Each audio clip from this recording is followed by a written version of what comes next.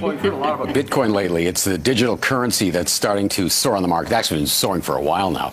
Joining us now this morning is online security expert David Papp to discuss what exactly are cryptocurrencies such as Bitcoins. Good morning, David. Morning, Mike. Happy New Year. Yes, Happy New Year. Yeah, you're going to answer a question that many people have been asking. Even a lot of people who have invested in Bitcoin don't really understand what it is. So it's a cryptocurrency. That's the general term for this. What is a cryptocurrency? A cryptocurrency is something that's mathematically backed, like it's calculated using hashing algorithms. If you want it, the best analogy I have is thinking of like an e-transfer, right? Nowadays, what is money, right? You don't actually have to physically take your loonie and say, here, Mike, here's the loonie. You can actually say, oh, can you e-transfer that to me? Same idea with Bitcoins. We have these digital wallets. I can send you money from one to the other. Now, here's the interesting Except thing. we know where the money is. We know what the base of the money is. We don't know where that Bitcoin comes from or where it goes. Well, you're true. Most people don't. On that note, the idea behind Bitcoins is that don't think of it as like one Bitcoin. Like one Bitcoin hit $25,000 Canadian last year.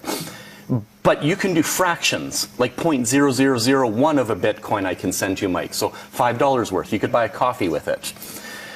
Now, you hear about these people that mine Bitcoins. So they're creating Bitcoins using their computers that are doing calculations. The idea behind it is that Bitcoin is like a public ledger system. So it's decentralized.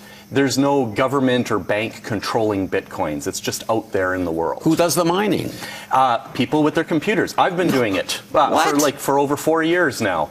And so what you do with mining is you use your computer. It used to be you could use your regular computer to basically help contribute to the calculations of what we call the public ledger system. So when you send money, all the computers in the world need to agree, and it writes it in stone in the public ledger system. We call that the blockchain, and it's permanently there that people can see money went from here A to B.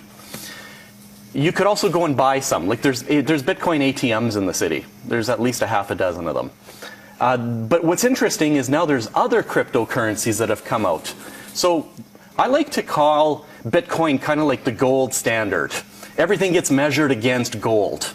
Same thing with Bitcoin. Everything gets measured against Bitcoin, but we've got Bitcoin Cash, Litecoin, Ripple, Ethereum, a whole bunch of other, like just about 1,400 different cryptocurrencies. So, I'm very confused. So, and yet it's been explained to me 20 times. Yeah. So, other than those who mine Bitcoin themselves, where do you buy Bitcoin? Can you buy them from brokers? Could you buy them online? How does that work? Yeah, just like New York Stock Exchange, there's online cryptocurrency exchanges.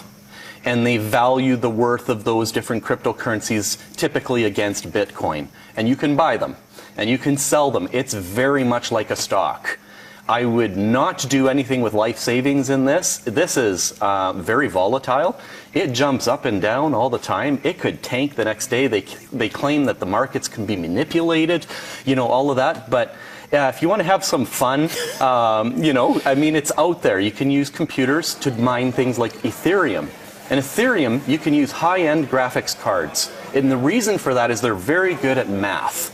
They can do lots of calculations. So if you follow this, and I know it's very easy to follow online, and like you say, it goes up and down like crazy. It does. And let's say Bitcoin or Ethereum, whatever cryptocurrency you've invested in, reaches a point where you say, okay, I've had my fun. I have huge growth on this. Yeah. Are they really easy to sell? There's a lot of demand right now, so you can sell them online. The problem is, just like a brokerage account, there's limits on how much you can sell at once, how much you can buy at once. So if you think that you're going to need to sell a certain amount, you got to make sure that you set things up. Do you see this at one point? I know it's hard to predict at this point. This replacing the currency that we're familiar with? I don't think it'll replace it, but I think it'll be very generally accepted anywhere you travel. It's going to be a portable currency that you can just have with you anywhere in the world. All right. Yeah. Thanks, David. I think I'm a little bit closer to understanding it, but not really.